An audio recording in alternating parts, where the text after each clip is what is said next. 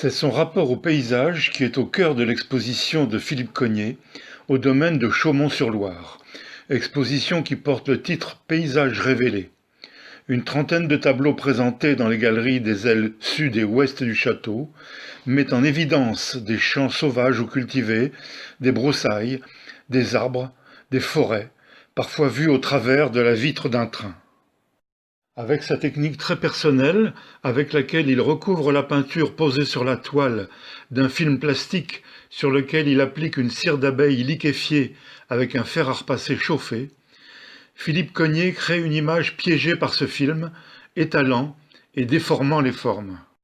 Donc à un moment donné, je me trouvais avec ces surfaces blanches, je me disais, mais c'est bien, mais ces cubes, si je pouvais les animer. Donc je regardais les immeubles qui sont quelque part je dirais, comme des grands frigos, mais je dirais avec ces modules qui sont les fenêtres répétitifs comme ça, et qui constituent une sorte de décor sur une surface rectangulaire, enfin cube.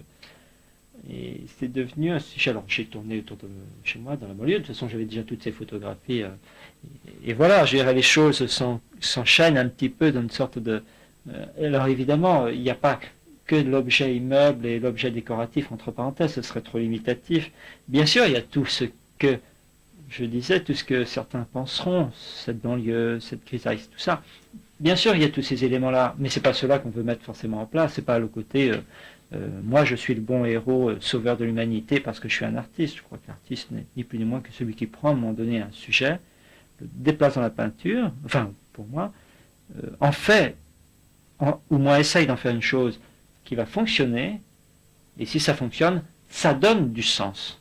Et les gens, ils lisent tout ce qu'ils veulent lire. Mais je crois que c'est comme ça que je vois les choses. C'est pas quelque chose qui s'impose avec un carnet précis d'éléments comme ça, mais beaucoup plus une liberté donnée à chacun, au regardeur, de prendre ce qu'il veut y prendre, là où il veut prendre les choses.